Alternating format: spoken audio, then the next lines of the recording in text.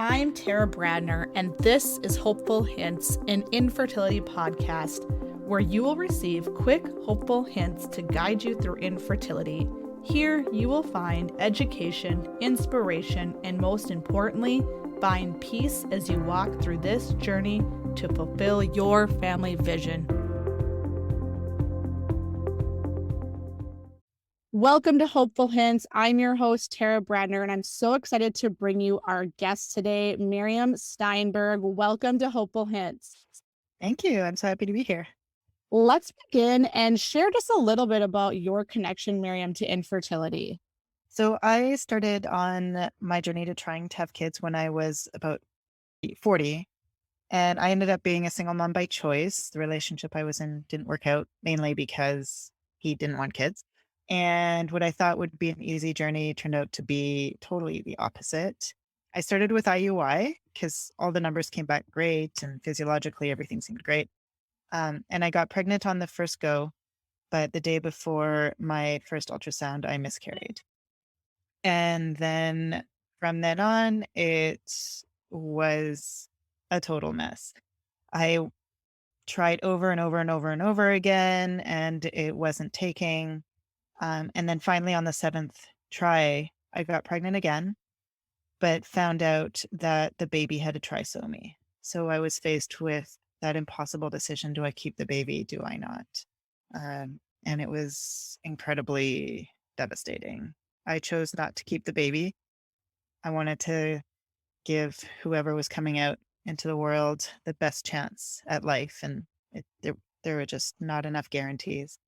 So then I switched to IVF because I didn't want to keep going with all the unknowns. And with IVF, you can get the embryos genetically tested. And I did 3 rounds of IVF. The first 2, I got a bunch of eggs and not a single embryo was viable. And then the third one, same deal, except I had 1 viable embryo. And then I promptly miscarried it. At that point, I hit yet another wall where I was like, my body is done. But I still want to know what it feels like to be pregnant. And I still want to have a baby. What am I going to do? And for me, adoption wasn't the route that I wanted to take. And so I decided that the only way forward was to choose an egg donor as well as a sperm donor. So I went through that whole process, found an egg donor, and had the first transfer. Because for some reason, usually the eggs they're young, they should be fine, but I only ended up with 1 viable embryo. Wow. And then I miscarried that one. So we don't know if it was the embryo that was a faulty embryo, or if it's just by then I had had so many miscarriages and DNCs and DNEs because twice there was remaining products of conception, they call it. And so my uterus was just they called it a slippery uterus. Well, that's a new term. A slippery uterus for a geriatric mother. Oh, their term is terrible. We need to work on that medical community. We need to fix the terminology. Right? Well, yeah. And so I switched egg donors and ended up with 5 viable embryos, which was super exciting. And my doctor said, well, considering your history, we're going to transfer 2, and that'll give you the highest chance of having at least one stick and stay. And of course, I'm walking down a busy street and she's telling me this and I'm like, what now? Single mom to twins? And I was like, okay, well, better 2 than none. Yes. So that's what we did. We transferred 2 embryos and they both stuck. And even throughout the whole thing, that pregnancy was super tenuous. I had a subchorionic hemorrhage in the first trimester. My son's water broke at 18 weeks. And so I was on bed rest for 4 months, 2 at home, 2 at the hospital. And then they were born at 32 weeks. And so we spent 2 months in the NICU. But now they're out and about and healthy and great. So it was a very long, arduous journey to get there. And there was never once any guarantees. So I feel like it was the biggest miracle possible. I also most know my traumatic pregnancy story. I honestly don't know when I got excited about being pregnant, if ever. I had a bleed. There's something about 32 weeks. I had a bleed at 32 weeks. I know other people like, there's something about 32 weeks, but it's a whole different ballgame. It really is. There were so many challenges and so many like squashing of emotions and so much like forced neutrality throughout the whole thing. And then even so, the kids are 3 next month, and I still have trauma coming up, and I still have like this thing that is just this driving force that affects all my relationships. Absolutely. And there's PTSD that goes along with that of various levels too. Not talked about enough. And I think people feel once I get pregnant, I'm going to be just back into the normal population of pregnant women. And we're not. We're at a different Right? caliber than they are. Absolutely. Let's move in. I just love your 3 hopeful hints. You have so much to share to this community. Let's move into hopeful hint number 1. One of the biggest things that allowed me to survive emotionally, physically, spiritually, like all of it, was to really gather my people. I was always open and honest about what I was going through with my friends and my family. I hadn't really shared anything on social media in the beginning bits, but having my friends and my family around me when I was going through grief, feeding me, checking in, making sure I was okay, giving me space, and me just knowing that they were there, coming to appointments with me, all of that, it meant the world to me, and it allowed me to just keep going and to have a sounding board. And I really got aware as well about um, compassion fatigue, and when you talk to just one person about it, then at some point, especially if you have a long journey, it's really hard on them. Yes. And it's not that they don't want to be there for you. It's just that it's really, really hard to be beside somebody and be with their grief and let them really live their grief and just constantly be there without being affected. And so if at all possible, like if you have only one person that your friends or family that you really trust and that's your confidant, that's really super duper wonderful. But try and find a support group to go along with that so that you just kind of you do other things with that friend beyond talking about your losses. That is so good. I am a huge proponent for support groups. Nowadays, it's virtual or in person. That's the neat thing about nowadays, we'll call it, is we can do virtual support groups with women across the world and the country. Absolutely. Yeah. And there's some really wonderful ones out there. And if one of them doesn't work for you, find another one.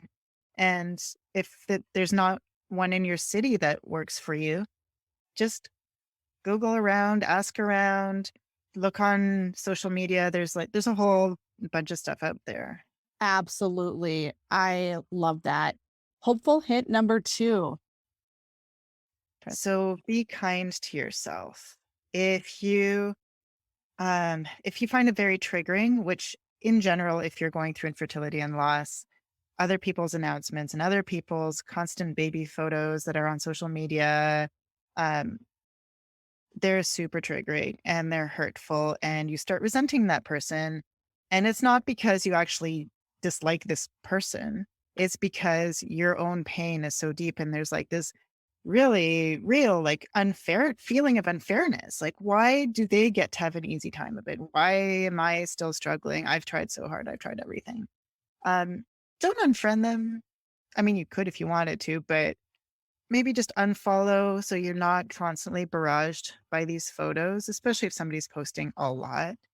If you get invited to baby showers, if you get invited to parties where you know there's going to be babies and kids and whatever, and it's going to be really painful for you, I would recommend gracefully declining and maybe explaining a little bit that you really love this person, but uh, it's just too painful for you, and could you send a gift in lieu of yourself, and just really reinforce the fact that you do love them, that you appreciate them, but you're going through your own stuff. 100%. I want to like shout this from a mountaintop because I think there's power in the unfollow button, right? Like you don't have to, you're not a bad person. It's like you said, it's not like you don't like them. It's for your own protection, your own safety. I know some get off of social media completely. That's not possible for everybody. And you, like you said, you don't have to unfriend them. Just unfollow them. It's a simple thing. Just unfollow and say no. It's okay to say no to all the things that are hurtful or triggering for you. Hopeful hint number 3.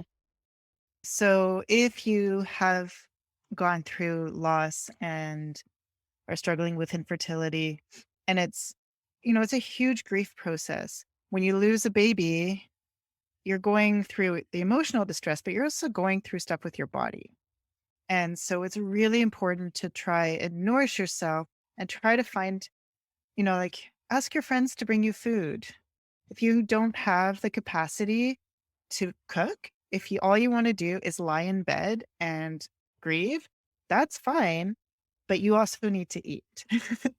So find that one trusted person and be like, hey, could you organize a food train for me? And that might even be too much for you. So hopefully your friend, like when you divulge to your friend that you're going through grief, they will take it upon themselves to feed you. Um, and and if people judge you for what you need to do to heal, whether it's staying inside, like bundled in a blanket on your couch, whether it's going for long hikes, whether it's I don't know, and everybody has their own grieving process. Um, it's not up to them. It's your experience. It's what you have gone through. It's your trauma. It's your grief. It's your physical pain. You need to do what works for you. And sometimes that's a hard thing to find. And sometimes when you open up about your experience, other people will start telling, "Oh yeah, I had a miscarriage as well," or I struggled for years before I had my baby, or I never had my baby after a struggle with infertility." And then you can ask them, "What are your tools for helping you through the grief and helping you through the pain?" Um, I found that when I talked about it, when I talked about it to some friends, I got some amazing tips and tricks. Wonderful. Like one woman had lost a baby at 5 months, and she told me about the whole ceremony that she does for the the dead baby, and how she writes them a letter, how she burns a candle for them every year. And so I started doing a ceremony for all the babies that I lost. And I write them a letter. I go to the park. I read the letter out loud. I burn the letter, and I meditate on my children. And that has really helped me keep them in my life, which has been really important, and to help kind of let go of the grief. The grief will never go away. And I think it's important to not guilt yourself for that grief that will never go away, because it's just a reality. It'll change, it'll morph, it'll come, it'll go, it'll like go to the back of your brain and go to sleep for a while. And all of a sudden something will happen, or all of a sudden a thought will come and you're like, this is sad, or I'm remembering, and that's okay. Um, and it's a way of honoring the babies that you lost and That is a growth you went through. great explanation. And I've never like heard it like explained that way. It's like perfect. Like it's always going to be there. And I think people feel like it should go away. We need to get rid of it. Get out of here. Like you said, it's a loss and that'll always be with you. So learning how to cope with it and deal with it when it presents itself at any given time, unexpected or expected, to know that that's normal. Yeah, Oh, absolutely. this is so good, Myriam. Okay, so I have to share. They need to first of all go to your website, which I'll link in the show notes. Your graphics and images that are on there, you guys, they're awesome. Let's learn more. People can follow you, but tell us more about your book that you have. About halfway through my fertility journey, I realized that it was a story that needed to be shared, because when I started opening up about it, other people would tell me, like random strangers would tell me that they had losses and that they just had been completely ensconced in silence and shame sometimes. And same with me, like I didn't know where to look. And I wish I'd had like the resources that were out there, they're either too medical or they're just like little excerpts that are completely decontextualized. And so I wrote a graphic memoir about it. It's a graphic novel about my infertility journey. And it goes through basically from when I decided to become a single mom by choice all the way to the end. And if you are interested in getting a copy of Catalog Baby, you can go to my website at catalogbabynovel.com. You can get it at your local bookstore. Highly recommend supporting your indie bookstores. I included my story, but I also included a whole chapter on how do you support somebody going through infertility and what are the things that are triggering. So it's not just for you. Like this is a book that you can share with your family, with your coworkers, with your friends. Be like, here Love it. is Love what it. it's about. Walk away. Leave it on the coffee table and walk away. Exactly. I'm going to link everything in today's show notes, and people can follow you on social media as well. Yep. On Instagram, I'm at catalog_baby. On Twitter, I'm at catalog baby. Thank you so much, Myriam, for joining us today. If you enjoyed today's show, please head over and hit subscribe or leave a review for Hopeful Hints and Infertility Podcast. Thank you so much for listening, and we'll see you back here next week, Tuesday.